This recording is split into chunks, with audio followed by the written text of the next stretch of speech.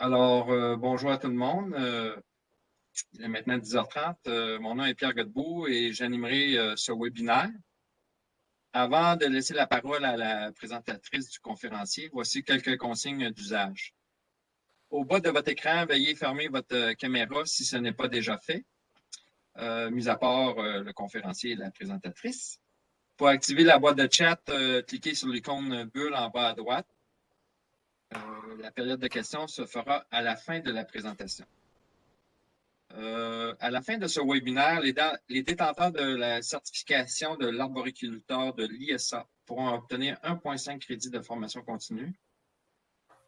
Le code sera publié dans la boîte de chat discussion à la fin de la présentation. Donc, je laisse maintenant la parole à Roxane Comeau. Bonjour mesdames et messieurs et bonne année. Je suis Roxane Comeau, directrice par intérim recherche collaborative au Centre canadien sur la fibre de bois du Service canadien des forêts. Bienvenue à ce troisième webinaire de la 36e saison de collecte de SCF-CFL. La conférence d'aujourd'hui qui porte sur forêt urbaine et changement climatique est diffusée aux intervenants du secteur forestier simultanément dans plusieurs sites à travers le Québec, principalement, et les autres provinces. C'est avec plaisir que je vous présente le conférencier d'aujourd'hui, M. Alain Paquette. Alain Paquette est titulaire d'une maîtrise de l'Université du Québec à Montréal et d'un doctorat de l'Université de Montréal. Il est professeur à l'Université du Québec à Montréal, UQAM, et titulaire de la chaire de recherche sur la forêt urbaine. Il s'intéresse aux infrastructures végétales et aux effets de la biodiversité sur le fonctionnement et la résilience des écosystèmes forestiers en forêt comme en ville. Ses travaux récents font appel à des expériences contrôlées et des simulations et des études de terrain à long terme pour tester les lignes entre la biodiversité et le fonctionnement des écosystèmes forestiers. Il coordonne un réseau international d'expériences en biodiversité, IDENT, incluant plusieurs expériences en Amérique du Nord et en Europe, de même que le projet IDENT City à Montréal. Il dirige actuellement plusieurs projets de recherche sur les avantages de plantations plus diversifiées en ville en vue d'une résilience accrue. Je vous souhaite un bon colloque. Je laisse maintenant la parole à M. Paquette. Merci beaucoup pour la présentation. Donc, et merci à tout le monde qui, j'allais dire, qui s'est déplacé. Enfin, j'imagine que pour la plupart d'entre vous, vous n'êtes pas déplacés. Et puis, comme la plupart d'entre vous, je souhaite moi aussi que la connexion soit stable parce que j'ai deux adolescentes en télétravail en même temps que moi. Pour l'instant, ça se passe bien. Alors, oui, je vais vous parler donc de forêt urbaine, de changement climatique et puis c'est ça, de cette nouvelle chose-là. J'ai rajouté, d'ailleurs, je me suis donné la permission d'éditer un peu la page de couverture que vous voyez présentement en ajoutant la chaire de recherche sur la forêt urbaine parce que il y a peut-être un peu de confusion présentement, puis c'est une bonne chose parce qu'il y en a d'autres, des chaires au Québec qui s'intéressent aux questions liées à la forêt urbaine, puis c'est très, très bien.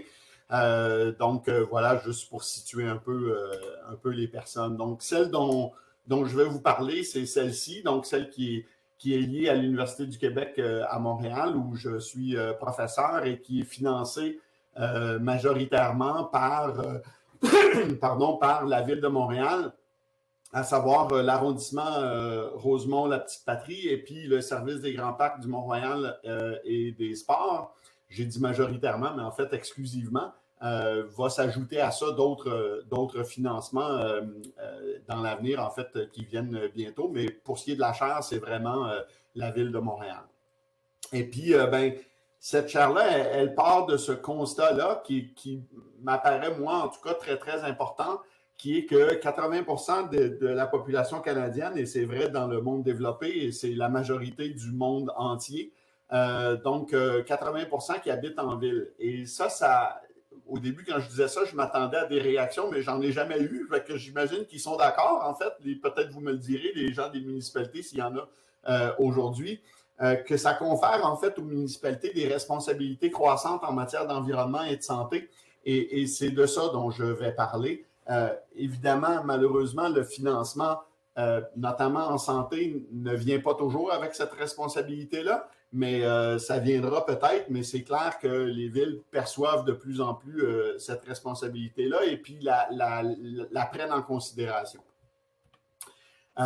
Premier constat, donc je vais y aller en passant, je vous fais une large couverture de ce qu'on a fait très récemment, mais de surtout ce qu'on est en train de faire. Je vais vous montrer beaucoup de choses en cours. C'est pour vous intéresser à ce qu'on fait, puis à ce qui se fait en général, puis quels sont les grands enjeux de recherche sur la forêt urbaine. Mais celui-là, ça fait un bout de temps qu'on y travaille. En fait, j'ai commencé à travailler là-dessus quand j'étais au postdoc chez Christian Messier. Et puis on a développé, puis on continue de travailler là-dessus. C'est ce constat que alors que, et vous regardez les colonnes un peu plus pâles, là, le vert très pâle, voire jaune, les chiffres entre parenthèses au-dessus de à l'intérieur de l'histogramme de la barre, c'est le nombre d'espèces qui sont présentes dans les villes. Et de façon générale, un premier constat, c'est que le nombre d'espèces présentes dans une ville, même les villes tempérées, voire même boréales, est largement au-delà des espèces qui poussent naturellement dans ces environnements-là. On parle prenez Paris, par exemple, c'est assez étonnant, pratiquement 800 espèces qui sont répertoriées officiellement dans cette ville-là. Ça donne une impression, et en passant, c'est très utile pour expliquer aux étudiants comment calculer des indices de diversité et que notamment le simple décompte, pardon, j'ai mon petit laser, hein, je parlais du chiffre qui est ici, là, dans le haut des colonnes, sur la colonne de droite. Et donc, c'est utile pour montrer à quel point, des fois, juste le décompte des espèces, c'est pas vraiment la meilleure métrique de biodiversité. Et ici, on en a un excellent exemple. Donc, ce qui nous intéresse, c'est l'abondance relative des espèces les plus abondantes. Et ce qu'on voit, et ça, c'est dans la colonne vert plus foncé en vert. Et ce que vous voyez, ce sont le pourcentage qui est occupé par les 5 espèces les plus abondantes. Et le vert foncé en bas, c'est la espèce la plus abondante. Et c'est là qu'on se rend compte rapidement, là, surtout quand la colonne de gauche est plus haute que la colonne de droite, qu'on a vraiment un problème, une surutilisation de quelques espèces. Souvent, avec les 5 premières, vous le voyez, on a déjà au-delà de 50% des espèces disponibles. Pourquoi c'est un problème? Ben pour nous, j'imagine que une bonne partie de l'auditoire, sinon la totalité, est du Québec ou en tout cas du nord-est de l'Amérique du Nord, où on voit bien c'est quoi le problème qui est relié à ça, avec en moyenne 20 à 25% des espèces plantées en ville qui sont des frênes et qui sont tous en train de disparaître. Ben, ça a un impact immédiat, notamment sur notre santé. Donc, on a développé déjà il y a quelques temps cette nouvelle approche pour aider les municipalités à revoir la façon dont on prépare les plans de reboisement, sachant, et je pourrais en parler très longtemps, en pensant qu'il y a beaucoup de raisons pour lesquelles on a abusé, entre guillemets, de certaines espèces, et je n'ai jamais dit que c'était facile de corriger ce problème-là, et c'est justement la raison pour laquelle on a essayé de développer cette nouvelle approche basée sur ce qu'on a appelé des groupes fonctionnels pour essayer de maximiser le plus possible avec les contraintes qui sont présentes la diversité des plantations de façon à diminuer le risque. C'est ça l'objectif, en fait. Je l'écris bien ici. Là, donc, c'est un objectif de réduction du risque.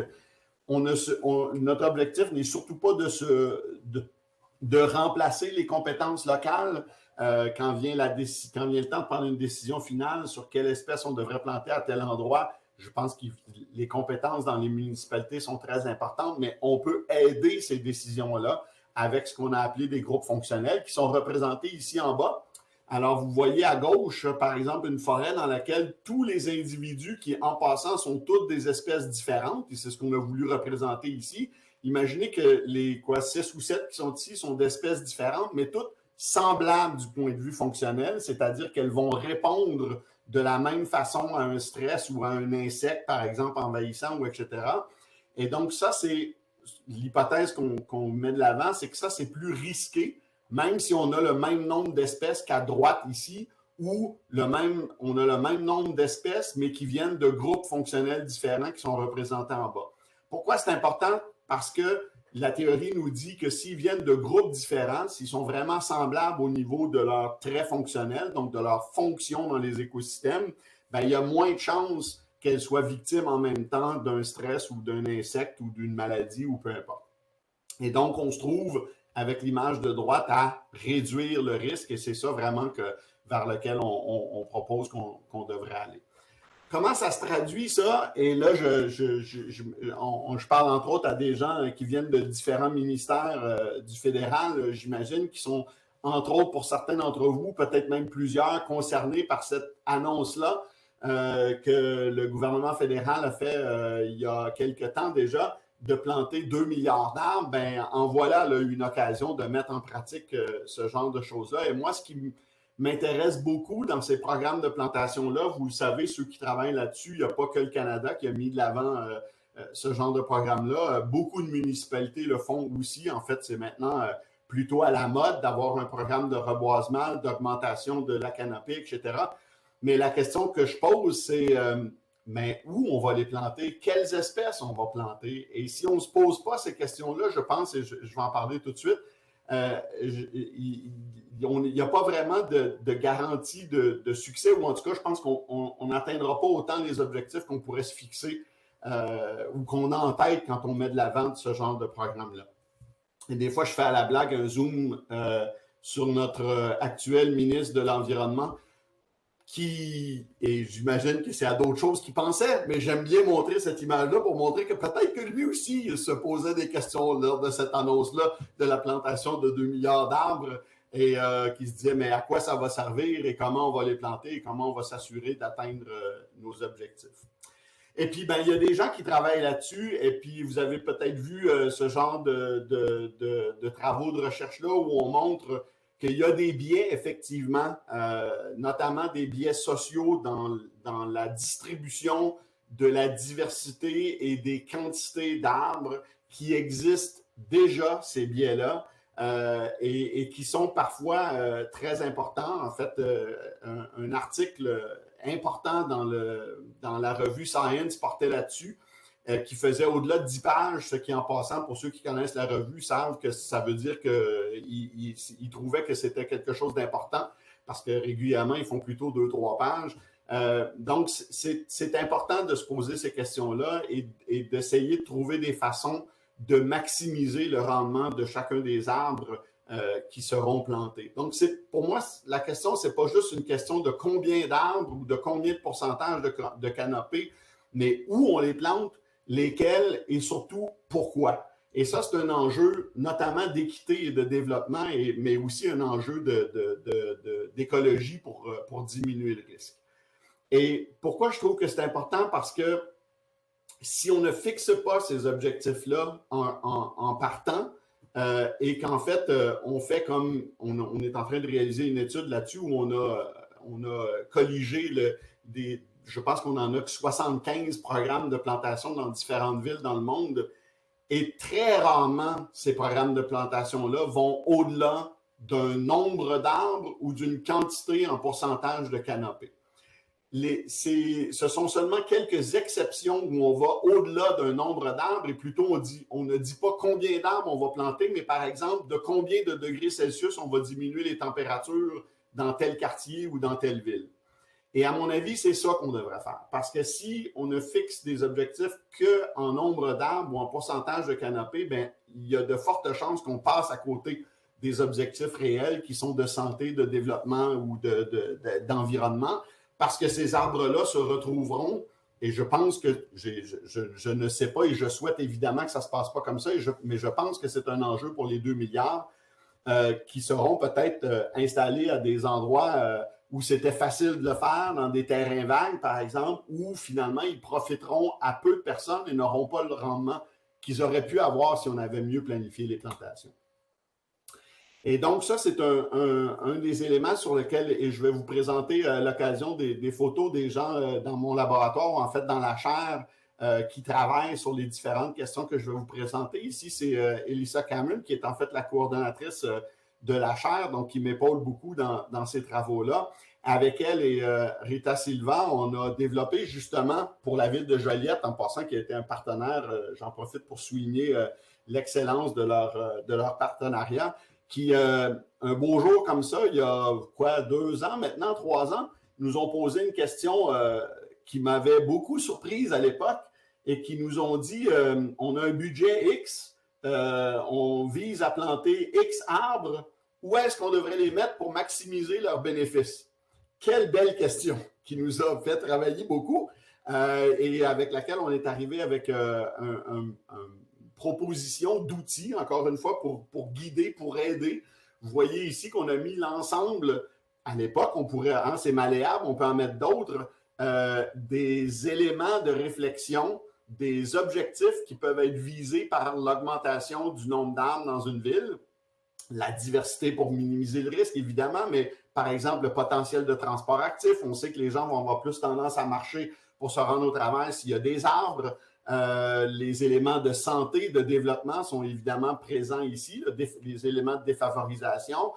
Aussi une préoccupation que j'ai qui est l'âge des arbres, qui est souvent très lié à l'âge des quartiers et on sait qu'ils vont tous vieillir en même temps et on va devoir les remplacer. Donc peut-être qu'il faut penser dans ces quartiers-là d'avance à commencer à ajouter des arbres. Et on a attribué des poids, donc des valeurs, mais encore, en fait, c'est la ville de Joliette qui nous a dit ça pour nous, c'est important, ça l'est moins, etc. Donc tout ça, c'est malléable, c'est plastique. Et avec ça, on peut arriver, par exemple, à des cartes comme ici, où on montre, ben, vous voyez, c'est des segments de rue, où, par exemple, avec les couleurs, on voit que, ben, finalement, si vous avez X milliers d'arbres ou un budget de X milliers de dollars pour l'augmentation de la canopée, ben voici les endroits où on devrait distribuer des arbres plutôt que, par exemple, répondre à des pressions politiques qui viendront de quartiers potentiellement plus aisés où on obtiendrait moins de bénéfices pour chacun des unités d'arbres qui seraient ajoutées. Donc, voici un exemple de résultat d'une réflexion où on se pose vraiment la question où est, non pas combien d'arbres on devrait mettre, mais où on devrait les mettre pour maximiser les bénéfices. Un autre truc sur lequel, et ici, il va y avoir plusieurs projets de recherche là, que je vais présenter, qui sont notamment le résultat d'une subvention récente que j'ai obtenue avec plusieurs collègues. Et j'en profite pour souligner la participation dans ce projet-là de non pas un, mais de 3 services fédéraux, Environnement Canada, Santé Canada et Ressources naturelles Canada. Et c'est un projet qui, en passant, que j'ai écrit juste avant la pandémie. On réussit à le faire, là, mais c'est un projet qui devait être littéralement d'un océan à l'autre, dans lequel un des objectifs est d'échantillonner, comme on le voit ici, puis la photo est bien représentative, c'est Ottawa. On vise à échantillonner des arbres partout au Canada, dans les grandes villes. Et je vous dis que ça a été tout un défi, mais on a pas mal réussi à le faire. Là, on a de Edmonton jusqu'à Halifax, mais bon, à l'ouest des Rocheuses, avec la pandémie, etc., on est obligé d'abandonner pour l'instant, mais on a quand même un bel échantillonnage. Puis je vais vous montrer des résultats pour l'instant partiels, mais de la ville de Montréal. Et je me souviens de cette phrase qui est en haut que j'avais inscrite dans la demande de subvention au Conseil national de recherche du Canada, qui, je trouvais à l'époque, je me trouvais un peu provoquant quand je dis ceci, qu'on connaît mieux les arbres de la lointaine forêt, nous, les chercheurs en écologie forestière, par exemple, de la lointaine forêt boréale, que ceux avec lesquels on partage notre quotidien. Et à l'époque, je trouvais ça un peu provocateur, mais depuis que je m'intéresse vraiment un peu plus à la forêt urbaine, à tout ce qu'on a fait jusqu'à présent nous a amené vers des surprises, ce qui est tout à fait motivant comme chercheur, mais vraiment, presque à chaque fois, nos hypothèses sont contredites ou vont dans le sens inverse, puis je vais vous montrer quelques résultats un peu qui vont dans ce sens-là. Donc, voici, c'est des résultats très partiels. Hein, allez pas citer ça en disant « faut faire ci, il faut faire ça », parce que c'est vraiment, c'est tout chaud, ça vient de sortir. Et c'est juste pour Montréal, ici, là, on est en train de traiter les données des autres municipalités à travers le Canada, puis on n'a pas tout à fait fini de carotter non plus. Mais voici donc le travail de Maggie et Kaïsa, qui sont les principales étudiantes qui travaillent sur ce projet-ci, où on a ici, par exemple, 3 espèces selon qu'elles poussent en parc et selon qu'elles poussent en trottoir. Et les moyennes vers la droite et comment cela répond ou pas aux précipitations, par exemple, dans ce cas-ci. Et ce qu'on voit, c'est, on va, comme je vous le disais tantôt, on va de surprise en surprise tout le temps. Une des surprises, et là, ce n'était pas la première fois parce que cette étude-ci a suivi une étude pilote.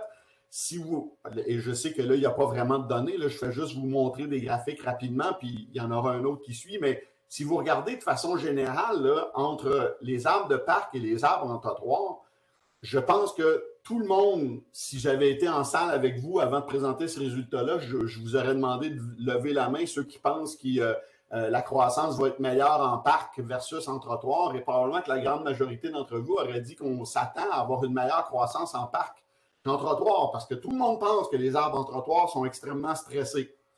Or, ce n'est pas le cas. Même que dans certaines villes, certaines espèces, non seulement les arbres poussent aussi bien en trottoir, quand je dis en trottoir, c'est les fausses, là, celles qu'on pense que les arbres sont extrêmement stressés, mais en fait, ils poussent aussi bien, voire mieux.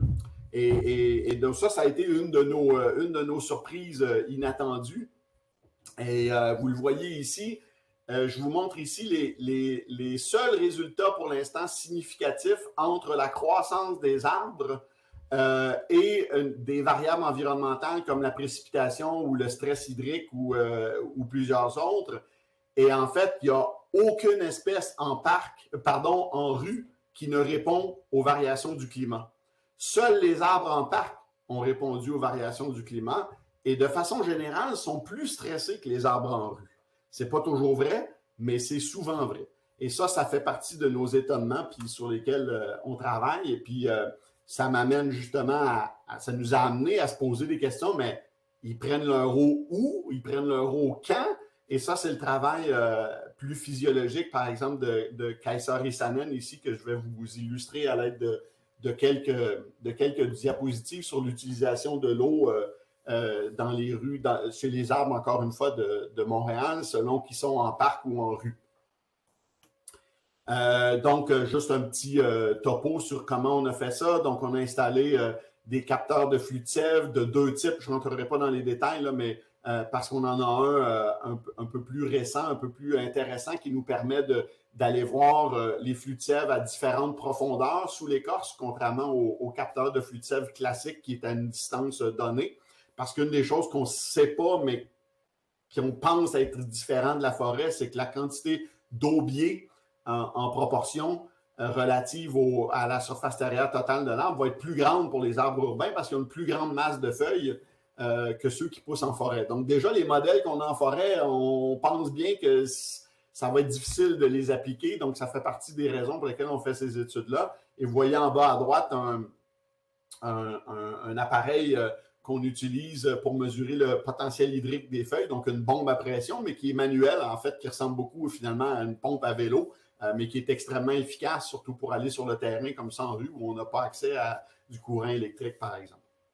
Et en passant, bonne nouvelle, on a fait ça dans des rues très fréquentées de Montréal. Évidemment, on ne les a pas mis à hauteur des gens pour qu'ils puissent aller jouer avec. Il fallait monter, mais on n'a eu aucun vandalisme ou à peu près. Pourtant, on est sur des rues fréquentées, puis même dans des parcs fréquentés aussi. Donc, les gens ont bien respecté nos installations, ce qui est une excellente nouvelle. Et puis, bon, encore ici, je ne rentrerai pas dans les détails, mais vous voyez donc première étude pilote en haut à droite en 2020 et puis la saison qui vient à peine de terminer puis qu'on est encore en train de traiter au niveau des données. En vert, vous avez les parcs et en rue, ce sont les arbres en noir, les points en noir et les courbes en noir. Et on voit des différences. Regardez surtout la ligne ici, là. Les éléments de 2021, puis comme je vous dis, c'est très. On est encore en train de traiter ces données-là, mais au niveau du potentiel hydrique, on s'attendrait, j'imagine, vous et moi, on s'attendait à ce que la ligne verte soit plus haute, donc un potentiel hydrique plus élevé ou en tout cas moins stressé, parce que ce sont des valeurs négatives chez les arbres de parc. Or, c'est l'inverse pour beaucoup d'espèces. Encore une fois, donc, qui nous amène à penser que nos arbres de rue, ils sont, en tout cas, s'ils sont stressés, on n'a pas encore compris avec quoi ils sont stressés. Puis ça va m'amener à quelque chose plus tard, vous allez voir. Donc, on essaie de comprendre vraiment qu'est-ce qui se passe. Et ici, donc, on a encore nos... Bon, pardon, la diapo précédente, c'était les potentiels hydriques. Ici, on a les flux de sève. Et donc, comment ça se traduit en termes de quantité d'eau utilisée selon encore une fois qu'on est en parc, selon qu'on est en rue. Donc, on est en train d'analyser ces résultats-là qui nous amènent aussi sur des pistes vraiment intéressantes, qui nous montrent des différences des fois entre les espèces, mais aussi entre les localisations selon qu'on est en parc ou en rue.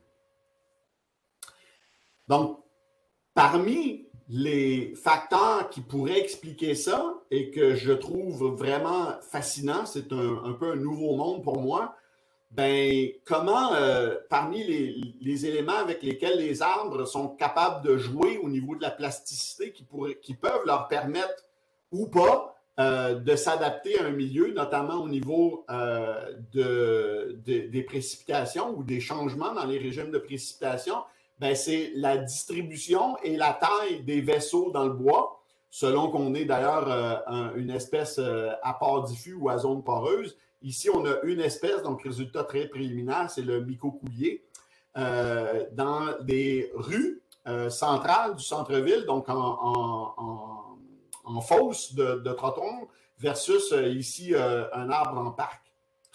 Et ben, ça nous montre des différences vraiment importantes et parfois très significatives entre, et ici, je vous rappelle, on a une seule espèce et des résultats préliminaires. Donc, vous voyez en vert, pardon, en bas à gauche, là, le vert a mal sorti, mais donc, de façon générale, la colonne, les histogrammes de gauche, ce sont les arbres de parc. Au centre, et qui sont d'ailleurs à peu près au centre, ce sont des rues de banlieue, on pourrait dire ça, ou des arbres qui sont en rue, mais dans des surfaces gazonnées, versus totalement vers la droite, nos fameux arbres en fosse dans les rues du centre-ville. Eh bien, on observe une différence importante dans la taille des vaisseaux entre les extrêmes, entre les parcs où on a des vaisseaux qui sont plus grands versus ceux des rues du centre-ville. Et conséquence logique, moins de vaisseaux dans le bois puisqu'ils sont plus grands que ceux du milieu urbain. Et la conséquence de ça via différents ratios qui nous amènent à mesurer ce qu'on appelle une vulnérabilité à la cavitation, bien, ce qu'on voit, c'est que, en tout cas, du point de vue du bois, nos arbres de parc semblent plus sensibles aux variations de précipitation et à la cavitation étant ce qui amène éventuellement la mort de l'arbre parce que le réseau de xylème n'est plus capable d'amener de l'eau jusqu'aux feuilles. Et on a donc la colonne d'eau qui est rompue et qui ne se rétablit pas. Et donc, encore une fois, quelque chose qui nous amène à remettre en question ce qui semblait une évidence, à savoir que les arbres de rue sont plus sensibles à la sécheresse, notamment que les arbres de parc. Et puis, ben non, ça semblerait être le contraire, encore une fois. Mais attention, une seule espèce, résultat préliminaire sur une seule, je pense qu'on avait analysé ici un seul anneau de croissance.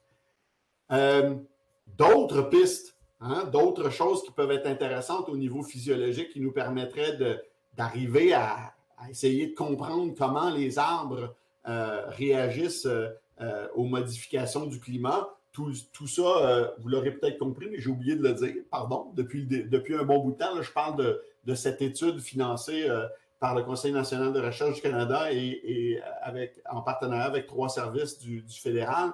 Évidemment que ce qui nous intéresse ici, c'est d'essayer de comprendre comment les arbres ont réagi dans le passé ou maintenant à des variations du climat pour essayer de prédire ce qui va se passer dans le futur et comment on peut mieux adapter, comment on peut adapter tout court la forêt urbaine aux conditions du futur, sachant qu'on va avoir, nous, humains, entre autres, encore plus besoin des arbres dans l'avenir qu'on en a déjà besoin maintenant. Alors ici, on travaille au niveau de la physiologie, au niveau des feuilles. Donc, je vous invite à regarder un petit peu plus à gauche. Donc, Johanna, qui est une de mes étudiantes aussi au labo en co-direction avec Christian Messier, donc à la chaire, qui travaillent sur la tolérance au stress thermique des arbres en milieu urbain, selon qu'ils sont lignes rouges cette fois-ci dans des parcs, mais vraiment au centre-ville de Montréal, donc le Square Dorchester, par exemple, ou dans un parc, et dans ce cas-ci, c'était au Jardin botanique de Montréal, dans ce qu'on appellera un îlot de fraîcheur. Donc, en rouge, les îlots de chaleur et en bleu, les îlots de fraîcheur. La courbe classique à laquelle on s'attend, et ici, ce qu'on a, là, c'est donc un indice de fluorescence, donc qui se traduit habituellement par la capacité photosynthétique, donc le fonctionnement normal d'une feuille. Ce à quoi on s'attend, que la théorie nous dit, c'est qu'il devrait y avoir une différence entre le bleu et le rouge de l'ordre qui est là, c'est-à-dire, comme vous voyez, que les arbres qui sont déjà dans des conditions de température moyenne plus élevée devraient avoir une tolérance, on s'attend à ce qu'ils aient une tolérance plus grande au stress thermique et que donc leur capacité photosynthétique ou le ratio de fluorescence va commencer à diminuer à des températures plus élevées. Donc ici, on voit, par exemple, pour l'érable de Norvège, 40 degrés Celsius versus, on est rendu à peut-être 43, 42 pour ceux qui sont déjà dans des îlots de chaleur. Ça, c'est ce à quoi on s'attend. Mais ce n'est pas ça toujours qu'on trouve. Vous voyez ici, le chêne, on dirait que ces chênes-là, non seulement ne se sont pas adaptés à l'environnement dans lequel ils sont, mais ils sont en fait plus sensibles à une augmentation de température que ceux qui sont dans un environnement plus frais. Donc ici, on a quelque chose qui n'est pas une bonne indication de ce qui va se passer dans le futur, en tout cas pour cette espèce-là. Et entre ces deux extrêmes-là, on a plusieurs cas qu'on est en train d'investiguer, donc qui vont nous permettre éventuellement d'avoir une meilleure idée de comment va se comporter notre forêt urbaine dans le futur. Sur la droite, je ne rentrerai pas dans les détails, mais ici, c'est la photosynthèse carrément qu'on a mesurée. Puis vous le voyez de toute façon, là, entre le bleu et le rouge, il y a des différences importantes entre la capacité photosynthétique des arbres en îlot de chaleur versus îlot de fraîcheur. Mais ce que vous voyez aussi, c'est que ça ne va pas toujours dans le même sens ou que ça ne réagit pas toujours de la même façon. Alors, belle question. Pourquoi nos arbres en milieu urbain, surtout ceux qui sont au centre-ville, par exemple, pourquoi tout le monde pense, et potentiellement avec raison, qu'ils ne vivent pas longtemps, surtout les arbres qui sont en fosse? Bon, évidemment, sur ma photo ici, c'est un frêne. Tout le monde sait pourquoi il est abattu. Hein? Il n'y a pas vraiment de question ici. Mais à part les frênes, est-ce qu'on sait vraiment pourquoi ces arbres-là doivent être remplacés? Et malheureusement, et ce n'est pas une critique parce que plus je travaille avec les villes, plus je comprends la situation avec laquelle ils doivent composer, notamment avec la grille du frêne aujourd'hui. La réalité, c'est que dans une grande ville comme Montréal, on abat des milliers d'arbres à chaque année, mais ils ne sont pas comptabilisés. Personne ne prenait jusqu'à récemment en note les raisons qui motivaient les abattages. Et on a fait une revue littérature très rapidement, mais ça se traduit par le fait qu'on ne sait pas dans les faits combien de temps vivent les arbres en milieu urbain, sauf exception, quelle taille ils vont obtenir et surtout pourquoi ils meurent ou vivent bien finalement. Et les hypothèses qu'on a, nous, c'est qu'en fait, peut-être que dans bien des cas, cette hypothèse-là est dérivée des résultats que je viens de vous montrer, bien que ça n'a peut-être pas rapport tout le temps avec un stress, notamment hydrique, parce qu'ils ont pas assez d'espace, etc. Puis je nie pas que c'est un enjeu, évidemment, l'espace au niveau souterrain, mais les évidences nous amènent à poser d'autres hypothèses et, par exemple, les dommages qui sont causés à cet arbre-là. Et là, je veux montrer le bon exemple ici avec ce cycliste qui fait du cyclisme sur place, mais qui prend quand même la peine d'attacher son vélo sur un support à vélo plutôt que de l'attacher sur un arbre.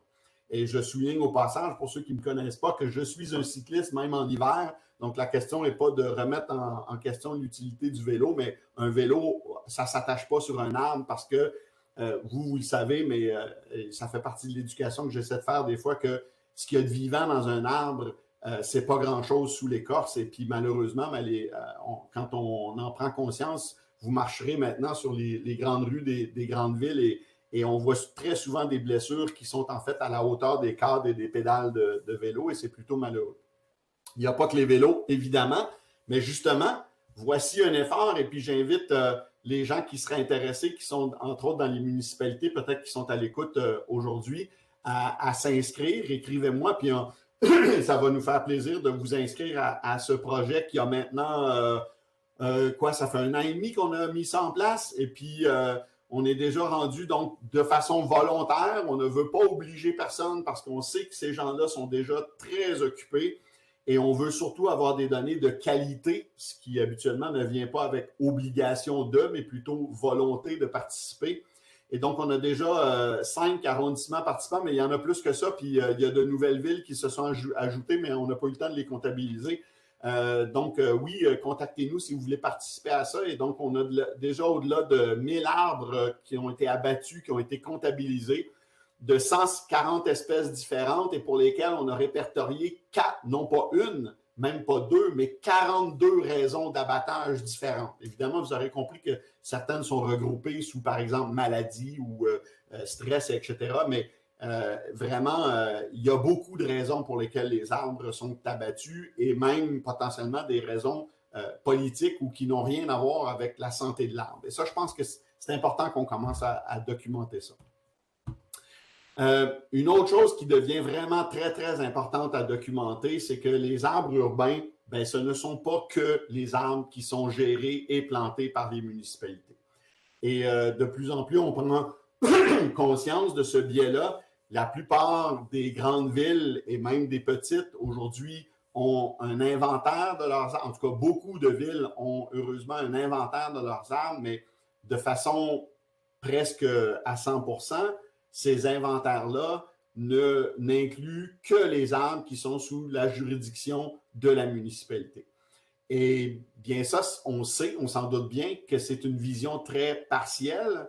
Ça n'inclut pas tous les arbres. Beaucoup estiment à peine 50%. Et évidemment, ça varie beaucoup d'un quartier à l'autre, ou d'un type d'environnement à l'autre et d'une ville à l'autre, mais disons, mettons, autour de 50%. Donc, tout ce que je viens de dire auparavant sur l'aménagement des arbres, sur comment on doit s'intéresser, par exemple, à la diversité, à la résilience, etc., tout ça, c'est basé sur des inventaires qui sont plus que partiels, qui concernent donc à peine 50% des arbres. Or, du point de vue de l'écologie, évidemment, du point de vue des services rendus par ces écosystèmes-là, notamment au niveau de notre santé, bien évidemment qu'on est tout aussi affecté positivement ou négativement par les arbres privés, institutionnels, etc., qui sont dans notre environnement.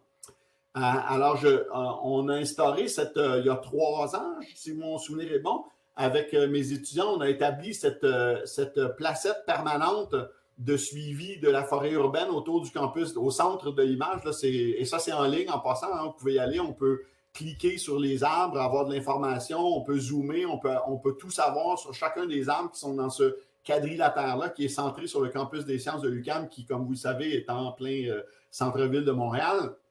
Donc, on trouvait que c'est une belle place pour faire ça.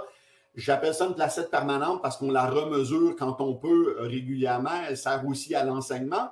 On s'en sert pour enseigner, nous, ici à l'UQAM, mais c'est aussi un dispositif de recherche.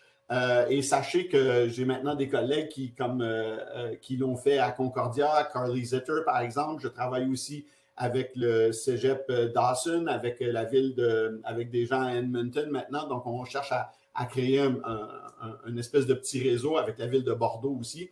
Donc, dans l'image qui est là, vous avez 1500 arbres, dont, évidemment, même pas la moitié sont des arbres qui étaient des arbres municipaux, qui sont ceux qui sont en bleu. Les autres sont soit privés au sens de résidence privée ou institutionnelle. Et ce qu'on voit, qui est vraiment très, très intéressant, c'est que, première non-surprise, ces 3 grands groupes-là, les publics, les privés résidentiels et puis les institutionnels, ont le même problème, c'est-à-dire un manque de diversité, une surabondance de quelques espèces, généralement entre 3 et 5, qui font plus de 50% des abondances. Alors, vous me direz, ben, finalement, on arrive aux mêmes conclusions, même si on inclut les arbres privés institutionnels. Or, il y a une différence très importante, c'est dans la répartition des espèces. Et c'est une bonne nouvelle. Donc, les 3 groupes ont le même problème de surutilisation de certaines espèces, mais pas les mêmes. Et ça, c'est intéressant. Et on ne s'y attendait pas, je vous le dis franchement. Ce n'est pas les mêmes choix qui sont faits par les institutions que par les privés et par les villes. Et au total, ben ça, c'est une bonne nouvelle parce que quand on met tous ces arbres-là ensemble, ben finalement, leur diversité est plus intéressante que ce qu'on mesurait quand on s'intéressait seulement aux inventaires d'arbres publics. Et de façon, en passant, très, très significative. Bon, maintenant, une fois qu'on a dit ça, on va faire comment pour rendre ces inventaires-là plus faciles? Il y a d'excellentes raisons pour lesquelles les municipalités s'intéressent surtout ou exclusivement aux arbres qui sont sous leur juridiction. C'est que faire les inventaires, c'est déjà pas facile en rue et en parc, mais s'il faut se rendre dans les propriétés privées, ça commence à être évidemment plus compliqué. Alors, on travaille sur plein d'options, notamment la science participative, dont je ne parlerai pas aujourd'hui, mais qui est une solution parce qu'il y en a plein de résidents qui seraient intéressés à contribuer parce que ça les intéresse, etc., puis qui voudraient bien participer et qui le font. Ma collègue Carly Zetter à Concordia a fait une grosse partie de ses inventaires justement avec ça parce que notamment c'était pendant cette fameuse pandémie que nous vivons. Mais voici un projet ici mené par David, un étudiant chez moi avec Dan Nisha et puis Dominique Cyr chez Environnement Canada. Et aussi Bastien Lessigne, qui est postdoc chez Christian Messier, donc qui travaille avec une entreprise qui est vraiment très intéressante, qui s'appelle Jacarto, qui a des véhicules, donc qui fait du lidar mobile sur des véhicules. Et ici, on s'intéresse donc à la capacité du lidar pour faire des inventaires, notamment pour le carbone en milieu urbain, mais dans un nouveau projet que je suis en train de développer sur lequel David ne travaille pas directement. Évidemment qu'on s'intéresse beaucoup aux capacités du lidar pour aller inventorier les arbres qui sont en dehors de l'emprise publique. Donc, je pense que là, il y a vraiment une capacité très importante ici. Mais évidemment, même dans l'emprise publique, il y a une capacité du lidar qui est très intéressante à aller nous chercher des informations qui sont fondamentales, par exemple pour les calculs de services, pour les inventaires, comme je disais, pour la croissance, le volume, notamment pour venir à bout, pour compenser le biais qui est comme l'illustre la photo là, de David où nous, là, comme inventaire, ce à quoi on a accès généralement, c'est l'identité de l'arbre et son diamètre. Parfois la hauteur, parce qu'on est capable de mesurer ça, mais de façon générale, c'est juste l'identité puis le diamètre. Or, on sait que particulièrement en milieu urbain, pour ce qui est des services, c'est pas le diamètre qui nous intéresse, mais c'est plutôt le volume de la cime, ou au moins le diamètre de la cime, et c'est généralement la surface foliaire, la quantité de surface foliaire qui va être le meilleur prédicteur du rendement en service.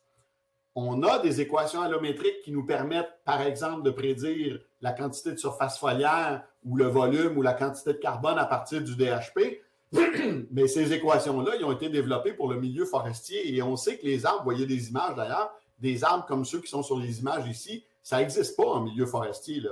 En milieu forestier, on a beaucoup moins par unité de surface terrière, on a beaucoup moins d'unités en mètres cubes ou en unités de surface foliaire. On a beaucoup moins de feuilles qu'en milieu urbain. Donc, nos équations sont à revoir, c'est vraiment très important parce que de plus en plus de gens, avec raison, s'intéressent à prédire les quantités de services qui sont rendus par les arbres en milieu urbain, mais on a une forte limitation, entre autres, qui est l'utilisation des relations allométriques qui sont basées sur des arbres en milieu forestier.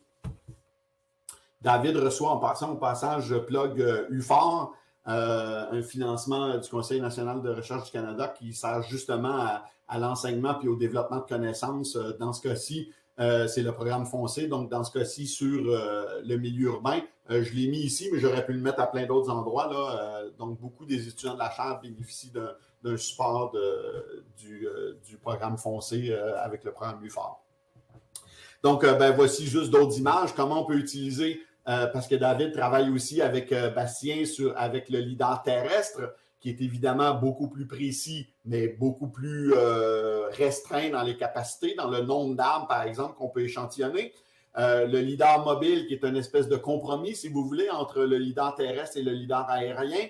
Comment on peut combiner ces différentes options-là? Et puis, vous voyez les véhicules de Jakarta, là, je travaille avec eux aussi pour développer le même genre d'instrumentation sur des véhicules beaucoup plus petits, des scooters, voire des vélos, pour aller pour accéder aux ruelles, aux parcs, les sentiers dans les parcs pour aller échantillonner au-delà de ce qui est visible facilement à partir de la rue.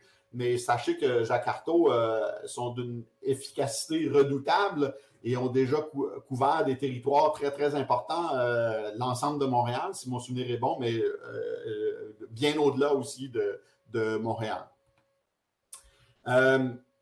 Je change un peu de portrait et puis je vais vous parler ici quelques temps de travaux, notamment menés par Rita Souza Silva, qui était postdoc que j'ai eu le bonheur d'avoir et d'autres autour de moi, d'autres collègues, Dan Micha, Christian Messier aussi, comme postdoc chez nous, à l'UQAM, pardon, et puis qui a travaillé avec moi notamment sur les pollens. Donc, jusqu'à date, on avait un peu cette idée que les arbres, ça ne fournit que des services positifs aux êtres humains, mais évidemment pas que. Et plusieurs d'entre vous, probablement comme moi, souffrent d'allergies saisonnières. Et puis, on s'est intéressé à ça parce que je pense qu'il ne faut pas nier que les arbres peuvent contribuer négativement aussi à notre santé. Et puis, il faut se préoccuper de ça quand on planifie les plantations. Puis, il y a des solutions, c'est ça la bonne nouvelle. Le premier constat qu'on a fait, et qui a été publié en passant dans une grande revue en médecine, hautement cotée, et comme je le dis souvent, ça ne doit pas arriver souvent qu'ils acceptent des articles d'écologistes, surtout qui critiquent la médecine. Alors, l'essentiel de ce papier-là, de cette note-là qu'on a publiée dans The Lancet, était pour dire à quel point on manque de connaissances. C'est vraiment effrayant, alors que ça affecte 30-40% de la population, les allergies saisonnières. Finalement, on manque beaucoup, beaucoup de connaissances sur les pollens. Ils viennent de quelle espèce, plutôt que juste le genre ou même la famille, et ils sont distribués comment dans une ville. Et ça, pour nous, donc, c'est très important parce qu'on doit en tenir compte dans nos aménagements, notamment parce que, peut-être certains d'entre vous le savent, parce qu'on commence à en parler, mais une partie du problème que vous vivez a été créée de toutes pièces.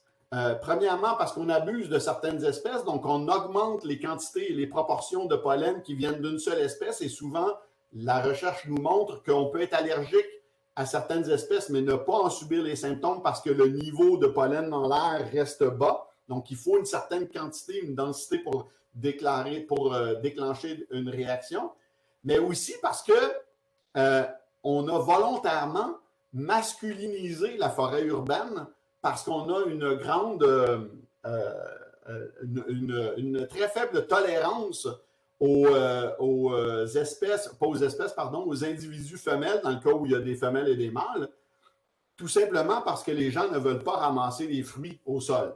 Et là, je ne parle pas de pommes, là, je parle, par exemple, d'espèces qui sont disséminées par le vent. Et donc, ça, c'est un problème qu'on a créé de toutes pièces en favorisant, en augmentant la proportion de mâles dans la forêt urbaine bien au-delà de ce qu'elle est. C'est une hypothèse à vérifier, bien au-delà de ce qu'elle est dans la forêt naturelle. Autre truc sur lequel on peut agir facilement, planter des espèces qui sont pollinisées par des insectes, par exemple, plutôt que de polliniser par le vent, parce que ceux qui sont pollinisés par les insectes, évidemment, distribuent beaucoup moins de pollen dans l'air. Cette absence de cette lacune-là très importante de connaissances, on l'a illustré ici dans un autre papier. Et ce que vous voyez ici, ce sont pour la même ville, en l'occurrence Montréal, mais on l'a fait pour, je ne me souviens plus, c'était 8 villes différentes. Ici, là, je vous illustre 9 représentations de la même municipalité à partir ici seulement des inventaires urbains, là, des inventaires publics des arbres. Le constat qu'on aurait d'allergénicité, donc à quel point notre forêt urbaine est nuisible pour notre santé versus non nuisible. Donc en rouge, vous aurez compris que c'est le potentiel allergène très élevé et en vert, ce n'est pas élevé.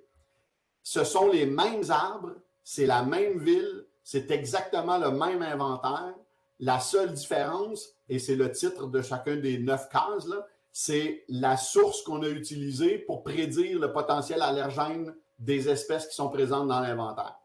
Et là, ce que vous voyez, c'est qu'en fait, il est là, le manque de connaissances. C'est incroyable. Dans un document, dans une ressource donnée très utilisée, on va nous dire que l'espèce A est très allergène.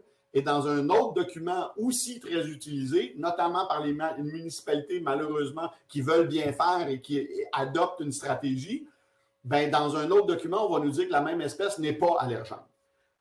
Et vous voyez le portrait, là, ça change tout. Ce n'est pas négligeable. Là. Ce sont des différences très importantes. Là. Et donc, c'était encore une fois pour illustrer à quel point on manque de connaissances. Donc, comment on essaie de contribuer à ça? Ben, c'est notamment par ce projet-ci qui est mené chez moi par, entre autres, Sarah Tardif, mais on est en train d'embaucher de nouvelles personnes. Et puis ça, c'est en collaboration avec ma collègue Isabelle Laforêt-Lapointe à l'Université de Sherbrooke pour les aspects moléculaires. Donc, deux choses qu'on fait, et ça a été démarré par Rita. Donc, on veut connaître où sont les pollens, à quel moment dans la ville. Il faut savoir que pour une grande ville comme Montréal, il y a une seule station d'échantillonnage des pollens et donc on ne sait pas comment ils varient spatialement dans une grande ville. Donc, nous, on en a établi 25, évidemment, qui coûtent presque rien. Ce sont des échantillonneurs très, très simples. L'idée, c'est de juste faire une étude pilote pour voir quelle est la variabilité spatiale. Et une des conclusions de cette étude-là va être dans notre rapport qui sera remis au ministère de la Santé et des Services sociaux. C'est de voir, une fois qu'on connaît la variabilité spatiale, ben, où devrait-on installer de bonnes stations automatisées dans un nombre limité. On espère que ça ne sera pas 25, mais peut-être 4, 5, 6, 10 peut-être, pour bien couvrir la variabilité des pollens dans une grande ville, pour qu'on puisse mieux informer les praticiens du domaine de la santé et leurs patients sur comment ils peuvent se protéger et à quel moment des pollens. Ça sous-entend qu'on va aussi les identifier au-delà du genre, érable, bouleau, chêne, et donc on va procéder donc on le fait aussi par microscope, mais on va aussi utiliser des technologies d'analyse moléculaire pour vraiment être capable d'identifier les pollens à l'espèce plutôt que seulement au genre ou à la famille. Et j'en profite pour plugger.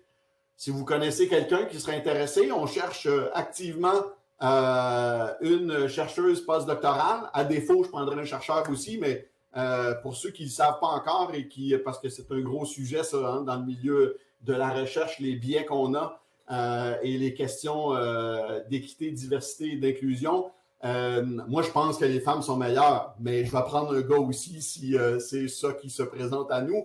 Mais voilà, donc on cherche effectivement une ou un chercheur postdoctoral pour travailler sur ce merveilleux projet. Je regarde un peu rapidement le temps qui me reste, mais je finirai avec quelques exemples d'autres travaux qu'on a fait ici. On s'intéresse beaucoup, j'allais dire de nouvelles frontières, pas de nouvelles frontières, mais quelque chose qui était peut-être passé jusqu'à présent un peu sous le radar. Ce sont l'omniprésence, plus dans certaines villes que d'autres, mais l'omniprésence des systèmes autoroutiers, des emprises autoroutières dans les milieux urbains. Et j'ai oublié de mettre une photo, mais à quel point elles contribuent, ces emprises-là autoroutières, aux îlots de chaleur dans le milieu urbain. Et bien sûr que dans une certaine marge qu'on voit ici, par exemple, là, aux abords d'une autoroute, il y a une marge sur laquelle on peut pas planter d'arbres. Tout le monde est d'accord, c'est une question de visibilité. La distance en question dépend de la vitesse, d'ailleurs, qui est permise sur le segment, etc. On est d'accord.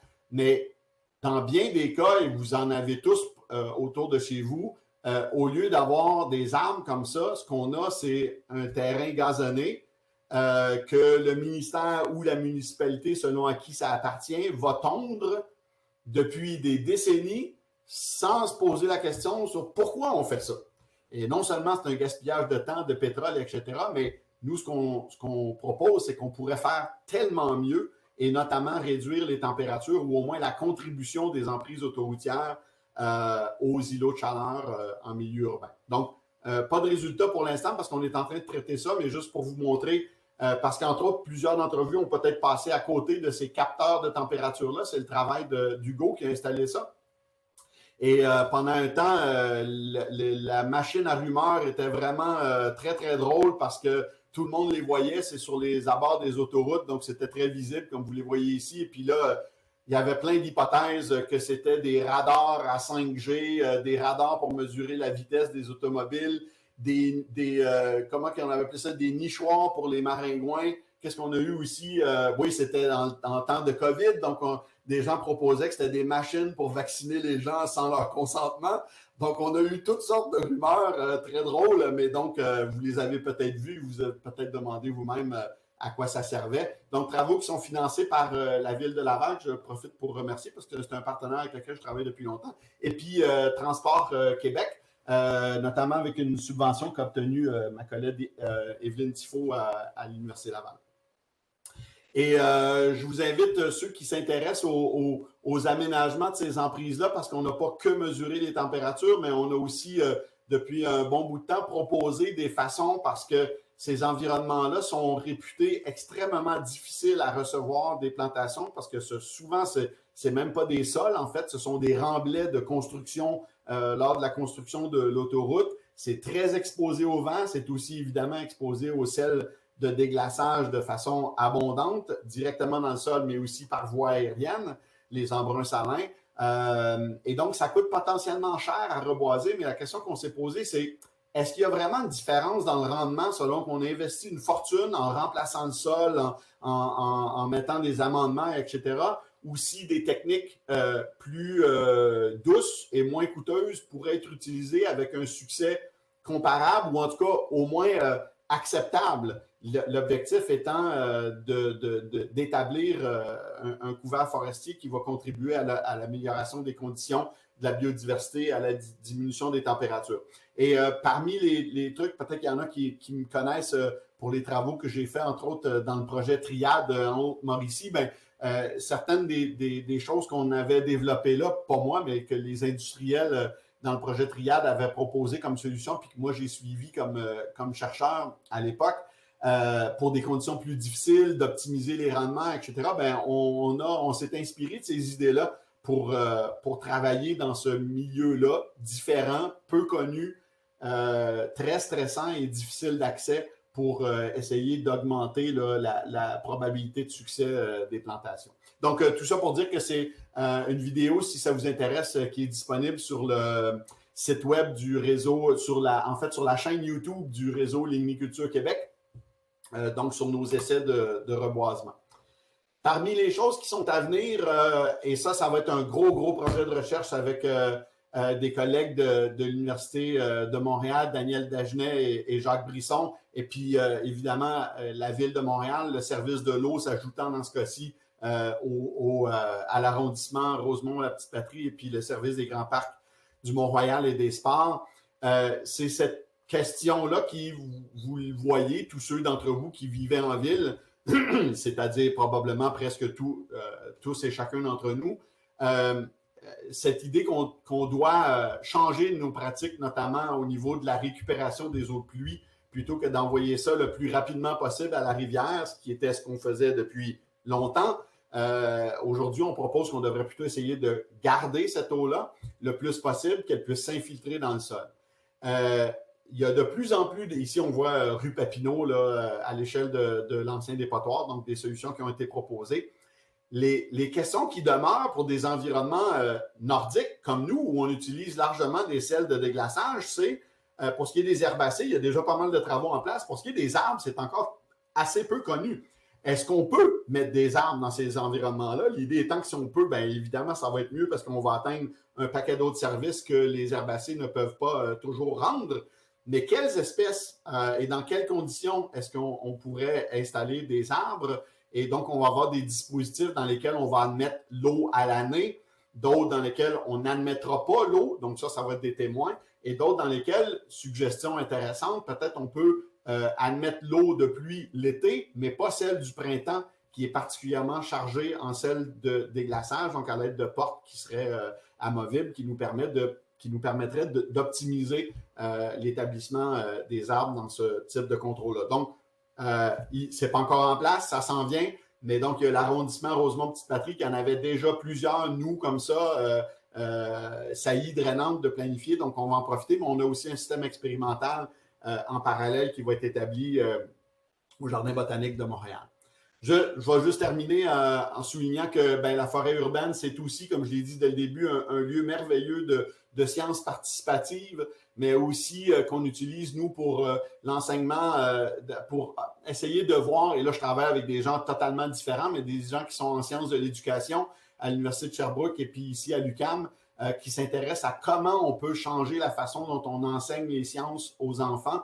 Et puis, on utilise la forêt urbaine dans ce cas-ci pour le faire. Et nos fameuses, vous avez peut-être entendu parler de nos chenilles en pâte à modeler qui servent en vraie recherche, entre guillemets, à tester des hypothèses fondamentales sur le fonctionnement des écosystèmes, justement. Et puis, les jeunes adorent ça. Ils vont dehors. Toucher à la science, ça change vraiment la façon dont on peut leur enseigner des concepts vraiment très intéressants dès la 6e année, 5e, 6e année et évidemment au secondaire. Puis ça fait l'objet d'une publication et c'est un projet qui est maintenant repris entre autres par les clubs 4H qui le rendent disponible à toutes les écoles au Québec et puis au camp de jour notamment et puis même aux familles. Surtout en temps de pandémie, on l'a offert aux enfants et à leurs familles qui voulaient faire des projets justement avec leur enseignante tout en restant à la maison. Voici quelle belle idée là, de faire des choses intéressantes tout le monde ensemble et donc de sciences participatives avec et grâce à la forêt urbaine. Voilà, merci beaucoup. Donc, je pense que ça va être le temps pour les questions. J'espère que je n'ai pas pris trop de temps.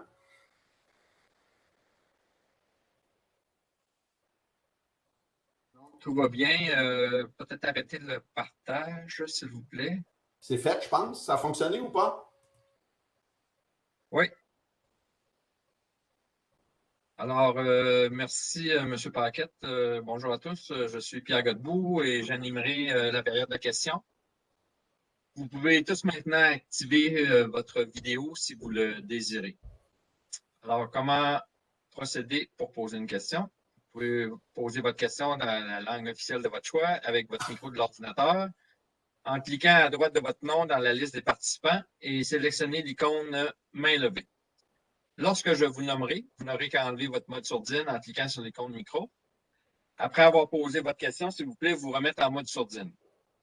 Nous souhaitons que vous posiez une question à la fois, autant pour donner la chance aux conférenciers de bien répondre à votre question et de laisser la chance à tous de poser leurs questions également. Vous pouvez également, si vous le préférez, poser votre question par écrit. Utilisez la boîte de chat à cet effet.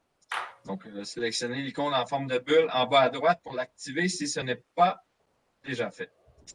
On vous demande de vous identifier clairement en donnant votre nom et l'organisation que vous représentez. Alors, on a déjà une main levée avec Jean.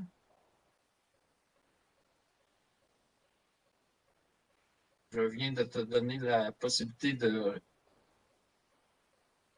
Bonjour, Jean Bérubé, Service canadien des forêts. Effectivement, votre observation que les arbres des parcs sont plus stressés que les arbres des trottoirs est très surprenante et je la trouve très intéressante. Cependant, ça ne correspond pas aux observations qu'on fait comme pathologiste forestier. Par exemple, le long du chemin Sainte-Foy à Québec, les arbres sur les trottoirs sont dans un état très, très, très abîmé, amoché à comparer aux arbres qu'on voit plus loin dans les parcs. Je crois que vous avez fait un peu allusion à ça avec votre histoire des vélos accrochés sur les arbres. La réfection des rues et des trottoirs, j'ai déjà observé, endommage beaucoup les systèmes racinaires de ces arbres-là sur les trottoirs. Est-ce qu'il y aurait moyen d'utiliser les registres des villes, parce qu'eux, ils tiennent des registres sur quelle année le trottoir a été arraché, remplacé, à quelle année, à quel moment ils ont fait des trous dans la rue, ils ont fait de la réfection de la rue, pour mettre une composante supplémentaire dans ça? Oui, certainement. En tout premier lieu, je vais me permettre ici de faire une plug pour mes collègues de l'Université Laval. La nouvelle chaire, on a été créé à peu près en même temps, mais donc en partenariat avec la Ville de Québec, qui est avec l'Université Laval, avec les collègues de la faculté de foresterie, va porter justement sur ce genre. Ils vont beaucoup travailler, eux, notamment motivés par le tramway que vous aurez ou pas un jour à Québec, je ne le sais pas, mais qui a soulevé beaucoup de questions, notamment par rapport à l'impact sur les arbres. Donc, je pense qu'il va y avoir beaucoup de résultats qui vont être générés, très intéressants par rapport à ça, parce qu'ils vont justement travailler beaucoup sur la réfection des rues, l'impact sur les sols, la compaction, puis justement la rénovation des rues. Moi, je pense que oui, ça peut se faire. Étonnamment, oui, j'imagine qu'on peut avoir accès à ça, surtout dans les dernières années. Mais pour ce qui est des arbres et des dates de plantation, aujourd'hui, cette information-là est colligée, mais ça ne fait pas si longtemps que ça.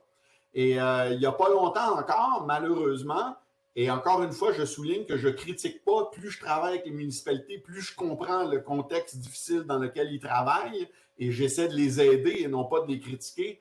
Mais pendant longtemps, quand on remplaçait un arbre dans une ville, dans la base de données, on écrasait l'arbre précédent.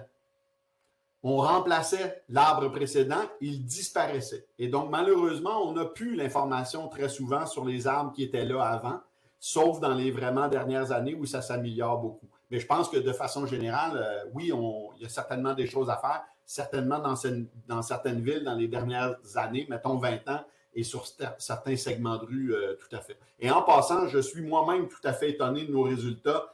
Et j'espère que je n'ai pas trop dit que je suis convaincu que les arbres de parc sont plus stressés qu'en rue. Je doute encore de nos résultats, mais nos résultats, ils nous disent pas mal ça. Fait que oui.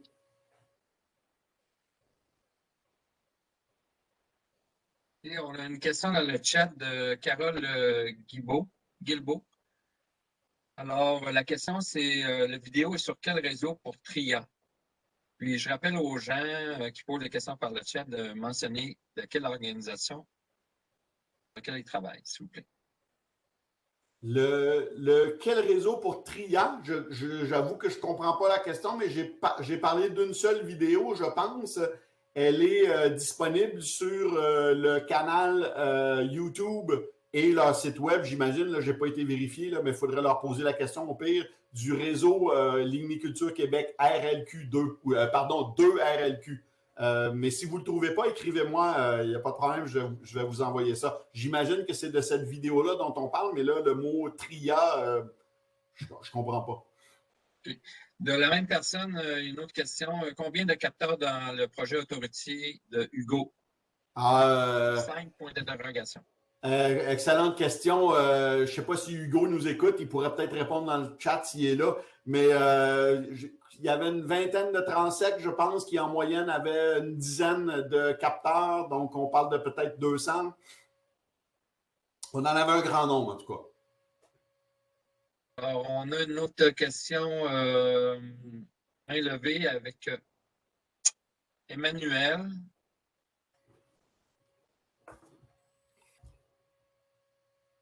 On n'entend pas. Ça ne sera pas long, Emmanuel. Je viens de te donner le... Oui. Alors, s'il vous plaît, de te nommer le nom de l'organisation. Bonjour, Emmanuel, inspectrice en arboriculture pour l'arrondissement de Saint-Laurent à la Ville de Montréal. Moi, j'avais une question par rapport aux arbres en îlot de chaleur versus en îlot de fraîcheur. Est-ce que les différences, ça semble dépendre des espèces? Est-ce que c'est ça la conclusion qui est tirée? Tout à fait. Donc, il y a certaines espèces, puis j'insiste, je voulais présenter une idée de ça sur quoi on est en train de travailler. Il ne faut pas prendre ces résultats-là, même s'ils sont enregistrés, comme étant on est en train d'analyser ces données-là. Mais oui, la première surprise qu'on a, c'est que certaines espèces, effectivement, correspondent au modèle. C'était le premier que j'ai montré. Mais d'autres, non seulement soit ne montrent pas de différence, soit montrent une différence entre les deux qui est à l'opposé de ce à quoi on s'attendait. Je le disais, on va de surprise en surprise. C'est hyper motivant pour un chercheur.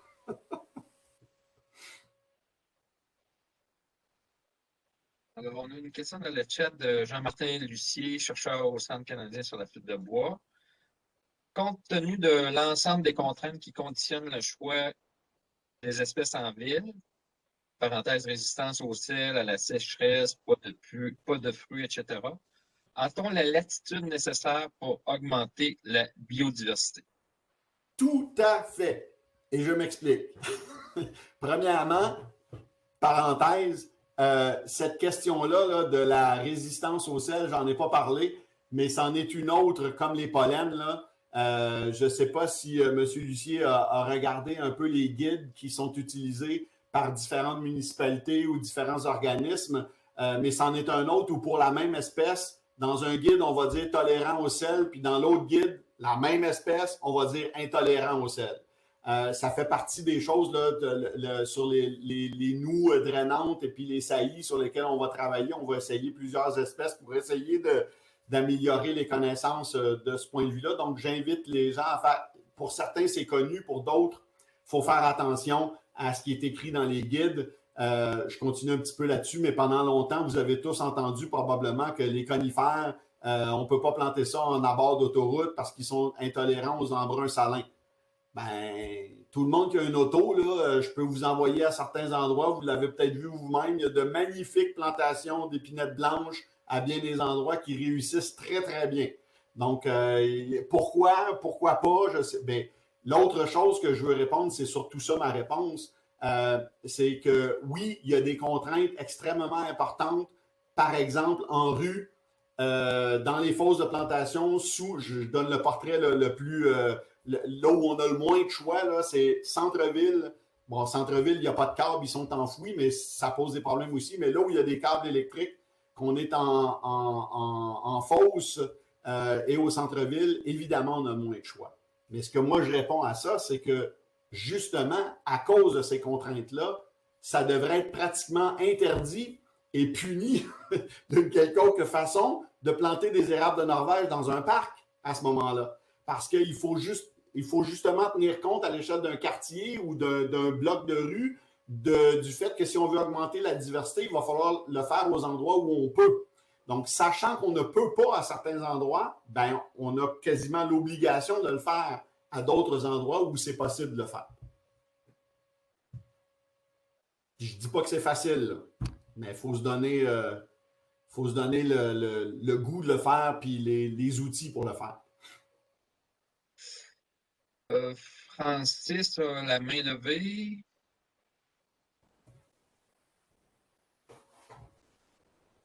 Salut, Francis Manca, Ressources naturelles Canada. Merci Alain, c'était vraiment intéressant la présentation.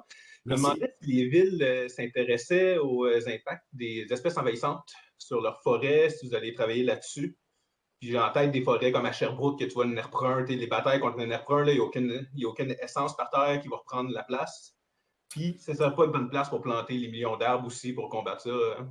Ouais, écoute, il y a tellement de choses à faire, je ne peux pas tout faire. Mais oui, on travaille présentement, puis je ne pouvais pas tout mettre non plus dans ma présentation, mais bon, quand on a élaboré les grands objectifs de la chaire avec la ville, ça faisait partie des choses, évidemment, la ville de Montréal, notamment, pas que Sherbrooke, hein, s'intéresse beaucoup à ça, investit beaucoup d'argent là-dedans.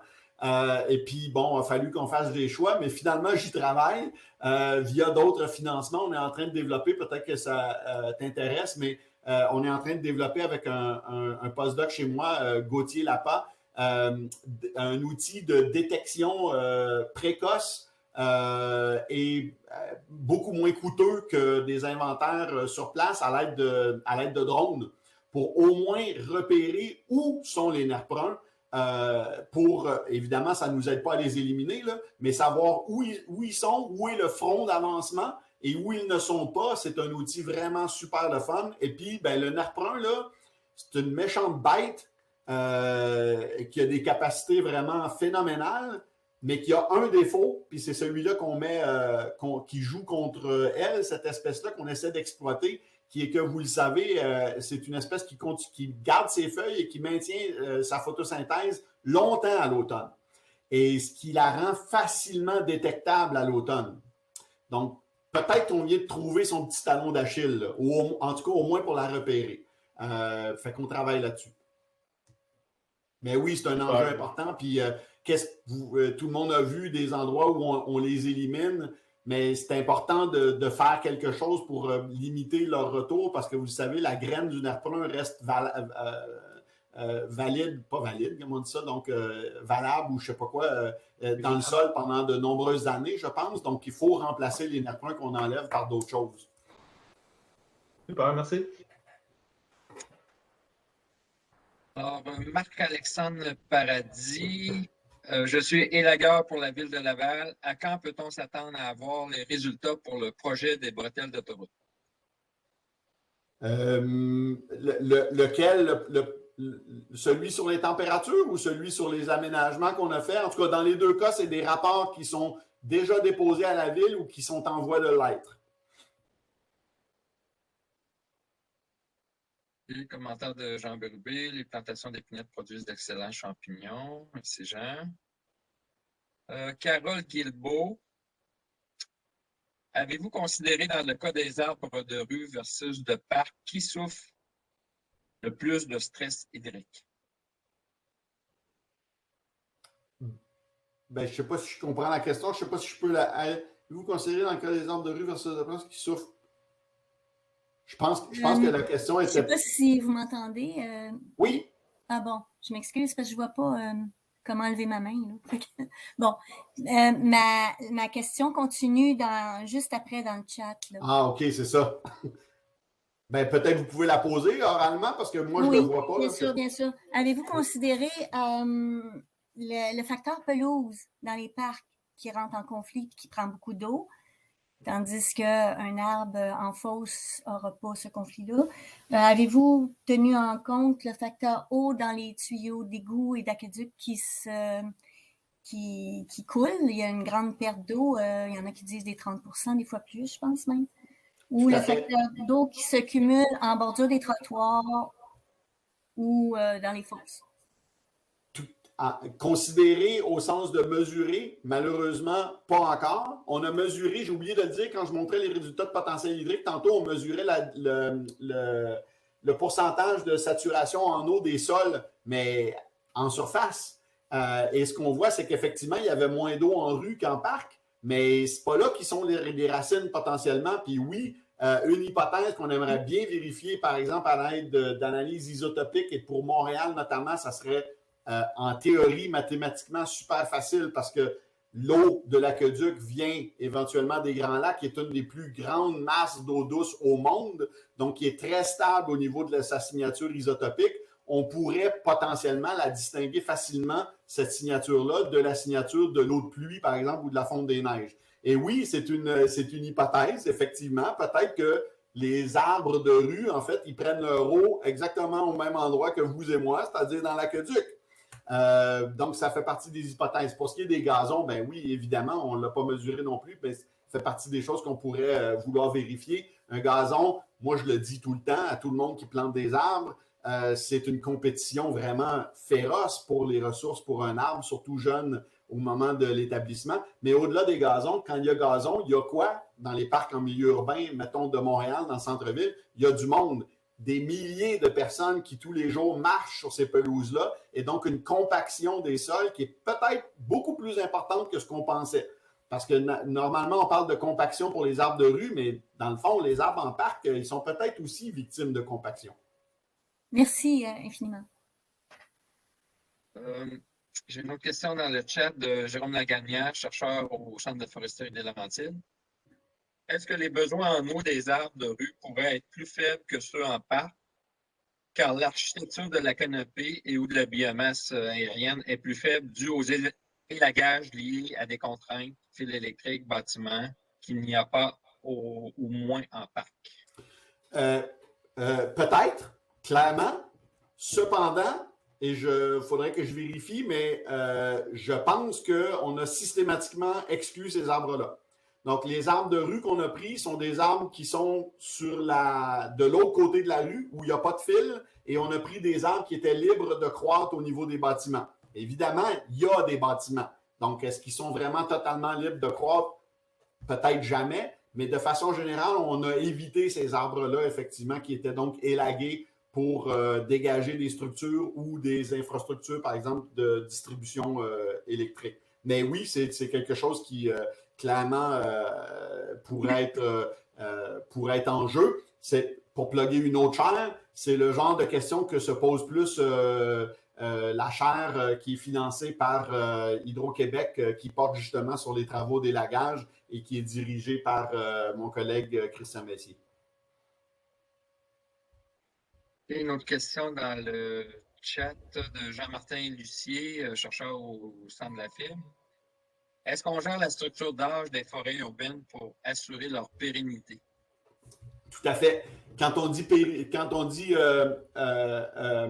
forêt urbaine, il faut se souvenir qu'on n'a accès qu'à, mettons, 50% des arbres, ceux qui sont gérés par la municipalité. Mais oui, je n'ai pas montré d'image de ça, mais c'est quelque chose qui me préoccupe depuis un bon bout de temps. Quand j'ai un des premiers contrats avec lesquels j'ai travaillé là-dessus, c'était avec l'arrondissement de Huntsic-Cartierville. Et c'est, je pense, la première fois que j'avais fait ça. Mais vous l'avez vu, en fait, quand j'ai travaillé avec Joliette. Ça fait partie de nos préoccupations. Ça devrait faire partie des objectifs d'aménagement. Donc, l'âge des arbres, sachant que quand ils sont grands et âgés, on les aime, c'est là qu'ils fournissent un maximum de services. Ça augmente même la valeur des propriétés qui sont autour, etc. Mais l'enjeu, c'est qu'ils ne sont pas éternels. Et le problème, c'est que souvent, ils ont tous été plantés en même temps au moment de développer ce quartier-là, en même temps que les maisons sont venues les arbres. Et donc, ils vont non seulement dépérir, mais ils vont tous dépérir en même temps. Donc, la structure d'âge, pour moi, là, c'est quelque chose de vraiment très important. Il faut qu'on commence à développer des outils pour tenir compte de ça parce que autrement, la chute peut être, en termes de services et de santé des gens, elle peut être dramatique si on les perd tous en même temps.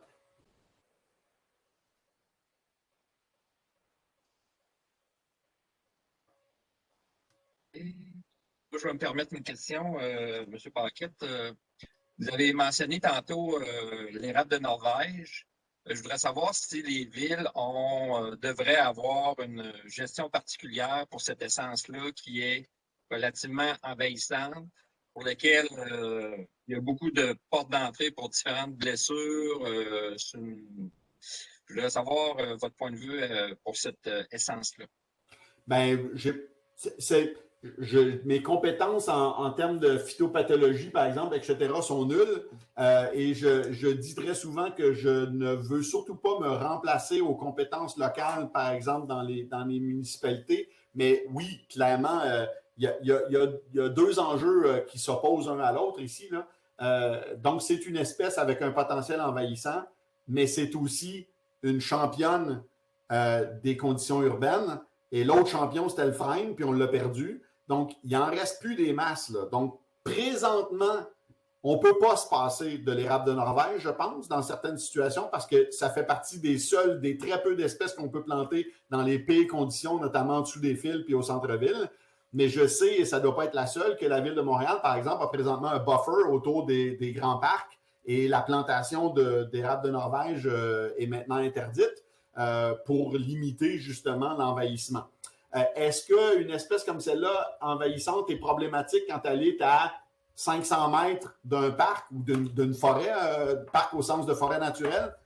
Moi, je ne connais pas les détails de ça, mais on peut penser que non à ce moment-là et que peut-être, c'est quand même pas une espèce qui a une distribution de semences sur des kilomètres.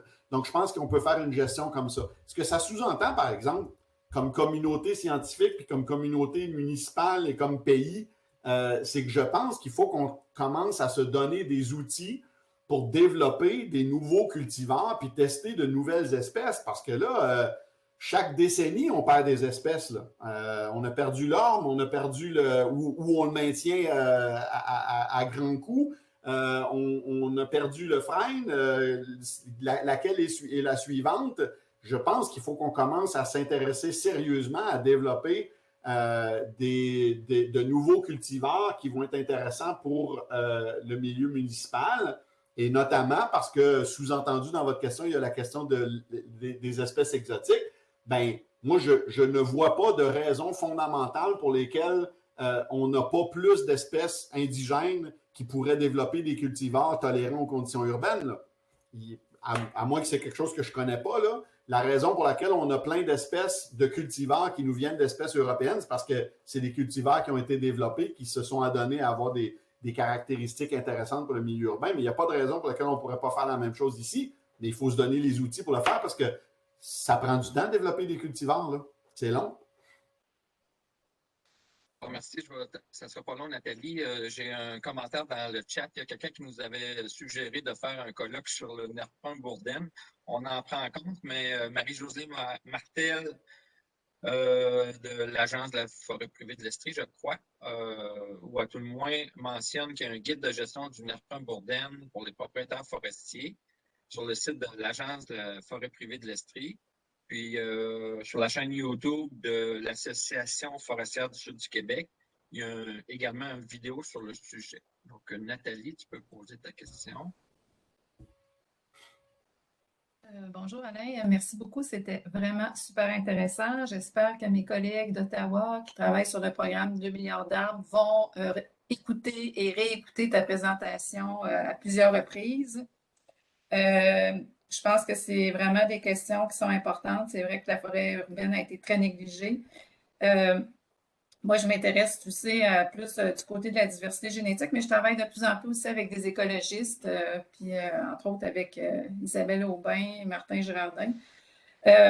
J'aimerais savoir, moi, ça m'intéresse beaucoup maintenant. Tu parles de développer des nouveaux cultivars, puis on parle de cultivars. Puis souvent, les gens ont échangé des choses qui n'étaient pas adaptées. Je vois trop souvent des gens aller chercher des choses à la pépinière, ne serait-ce que des choses qui ont été développées pour du reboisement en forêt, qu'ils utilisent pour faire de la restauration minière. Puis c'est pas nécessairement, je dirais, l'optimal, là. Puis il y a vraiment besoin de ce côté-là. En termes de diversité dans les arbres que vous avez étudiés, entre les arbres de rue, les arbres de parc, est-ce que vous avez une idée à savoir, est-ce que les sélections ont été faites au hasard ou c'est toujours le même clone qui a été planté? Est-ce qu'on y a un petit peu de données à ce sujet-là? Ça, c'est un enjeu pour le travail, évidemment, en milieu municipal. On peut même imaginer que potentiellement, des fois, même du point de vue physiologique, il y a peut-être autant de différences entre deux cultivars qu'il y en a entre deux espèces. Fait que c'est sûr qu'il faut faire attention à ça. Maintenant, c'est pas comme s'il y avait une étiquette dans le front, là, surtout quand ils ont été plantés il y a 30 ou 40 ans, cette information-là n'est plus disponible. Donc, on fait notre possible. On essaie au maximum de contrôler pour ça, soit en regardant dans les inventaires, soit évidemment, des fois, il y a des cultivars qui sont faciles à identifier. Mais c'est clairement un enjeu. C'est une bonne nouvelle en même temps. Ça sous-entend, ce qu'on est en train de se dire, là, toi et moi, c'est qu'il y en a des cultivars qui fonctionnent mieux que d'autres. Bon, ça pose un enjeu de diversité aussi, hein, de diversité génétique. Idéalement, on ne voudrait pas avoir juste des cultivars, ou en tout cas, juste un cultivar par espèce, mais oui, c'est l'enjeu, en fait. C'est ton mélange fonctionnel est vraiment important. Là. Je pense qu'un génotype, on le voit trop souvent encore, c'est le même génotype qui est planté partout. Mais bon, je pense qu'il y a des progrès à faire. Mais on va te recontacter parce qu'on a un projet justement sur l'étude de la diversité génétique des arbres de ville. Puis on est capable même pour certaines espèces de peut-être retracer l'origine géographique. Ça fait de savoir, parce qu'on a des espèces comme le frêne de Pennsylvanie qui est reboisé, bien, qui est utilisé aussi en plantation. Il venait de où? Souvent, on ne le sait même pas. Oui. En tout cas, il y a comme des nouveaux outils qui pourraient nous permettre d'aller un petit peu plus loin pour mieux comprendre comment les choses ont été déplacées puis peut-être pas répéter les mêmes erreurs. Écoute, c'est tellement important que vous fassiez ça parce que je ne peux pas toujours tout dire, mais moi, je m'inquiète de ça parce que, en tout cas, on n'a pas fait beaucoup de recherches là-dessus, là, mais ceux qui plantent des arbres, vous le savez, l'arbre qu'on plante en ville, là, il a été développé dans une pépinière qui, normalement, achète des semis d'un an ou deux pour les développer pour le milieu municipal. Souvent, on pense qu'on l'achète d'une pépinière, mais dans le fond, ils se parlent entre eux, puis ils l'ont pas en stock, puis ils vont le chercher ailleurs. Mais donc, il y a déjà la provenance de celui qui l'a développé, la provenance du semis, qui est différente de la provenance de la semence ou du cultivar. À l'origine, ils viennent d'où, là? Moi, je soupçonne qu'ils viennent de très peu d'endroits, et surtout pas d'ici. Donc, je pense qu'il y a beaucoup d'améliorations à faire, puis ben, ça commence par la connaissance. Fait que bravo pour ce que tu fais. Je pense qu'on a vraiment besoin de ça.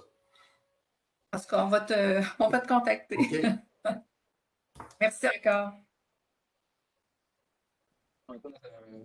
Carole Guilbeault, effectivement, on perd des espèces championnes et l'importance du développement des variétés et cultivars. Bien qu'on a perdu l'homme d'Amérique, il y a plein de cultivars qui sont adéquats actuellement. Alors, Claude Lemieux, est-ce que nos pépiniéristes privés ou publics sont au fait du bon choix des arbres à fournir aux municipalités et aux gouvernements provinciaux pour l'avenir en termes de genre et des espèces? Bien, ça, c'est un truc, une autre chose que c'est le fun. Les auditeurs me remplacent pour dire les choses que je n'ai pas eu le temps de dire. Mais une des choses un des premiers constats, moi, que j'ai eu dans ma carrière quand j'ai commencé il y a plusieurs années maintenant, mais à travailler avec les municipalités, c'est cette espèce de langage de sourds très malheureux entre ceux qui achètent les arbres et ceux qui les produisent. Alors, le premier constat sur lequel j'ai travaillé, comme vous avez vu, c'est cette question-là de manque de diversité.